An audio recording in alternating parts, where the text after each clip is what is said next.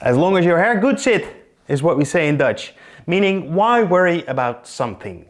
Well, unfortunately, there's a lot to worry about these days, and therefore I would like to start this episode with a big shout out to all the people in vital professions who are doing such a great work to protect us these days.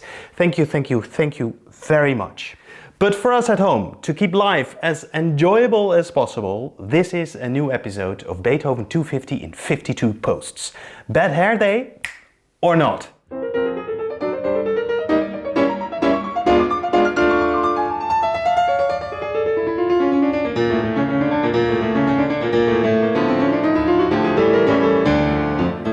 In the previous episode, I told you about Beethoven's death on March 26, 1827. Epic anecdotes have been told about it, with thunder and lightning. But there's an even more fantastic story, because an actual part of Beethoven has survived for centuries after. A lock of hair, cut off personally by the then young musician Ferdinand Hiller. And that actual lock of hair has marvelously survived even the Second World War to end up in San Jose, California in 1994 in the hands of Professor Ira Brilliant and Dr. Alfredo Guevara.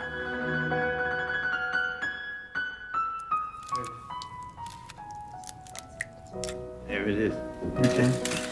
There it is. What's the light? Okay, now it's sealed with this inscription on the paper. We'll get back to them later and the beautiful documentary that's made about them by Larry Weinstein based on this book, Beethoven's Hair, by Russell Martin. But let's start with Ferdinand Hiller. He was one of the most prominent musicians of the 19th century, and as a young boy he visits Beethoven one day after his death. He decides to cut off a lock of hair.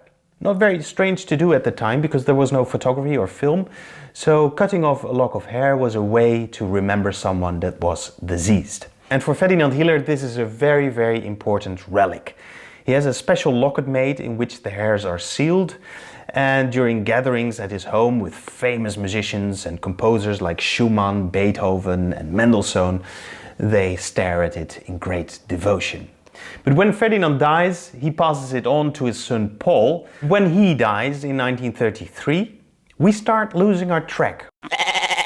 You would expect that one of Paul's sons now would have the locket of hair.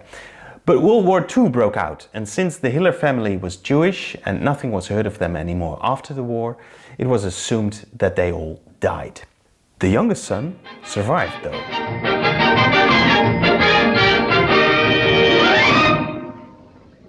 Bonjour, mesdames et messieurs.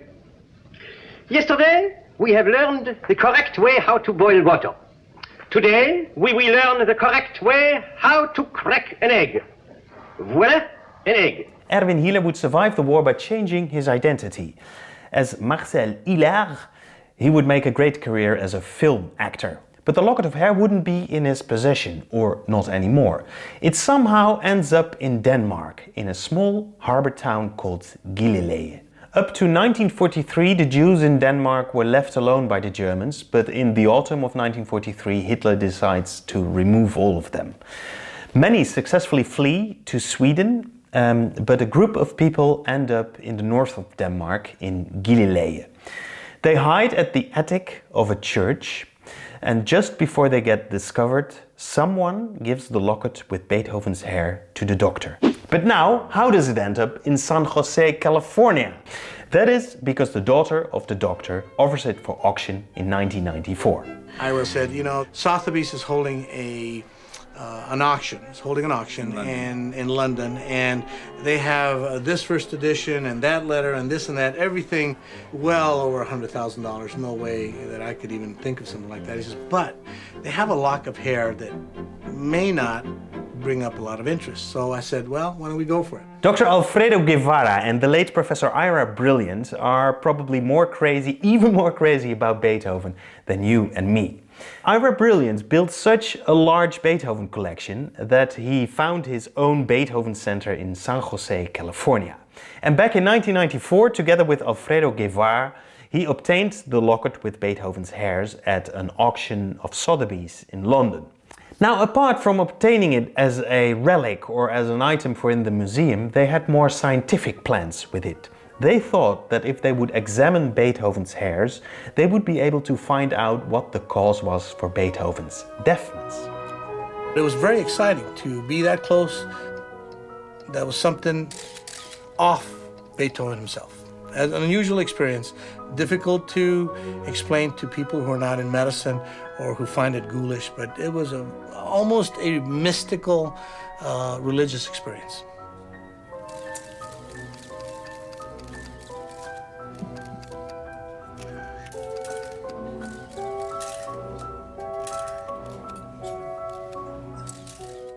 And I won't spoil the outcome of the investigation because therefore you can watch the beautiful documentary that Larry Weinstein made about it. You can watch it on Medici.tv. I'll post the link below. It's a paid subscription, but I think it's really worth it for you to subscribe there because they have a lot of concerts and a lot of classical music documentaries to watch, including Beethoven's hair. And in case you would find an opportunity to buy a bit of Beethoven hair yourself, I would be a bit careful. If you were in the market for a lock of Beethoven's hair, well, someone just bought it for about $45,000. According to Simon McGuire, director of books and scripts at Sotheby's, an Austrian pianist named Anton Helm asked Beethoven for some of his hair as a gift to his wife. Well, legend has it, one of Beethoven's servants instead snipped the hair from a goat. That's it for now. If you enjoyed this video, please like it and share it with your friends. Subscribe to my social media channels, and if my hair cutter is watching, please make some time for me this week. I need an appointment.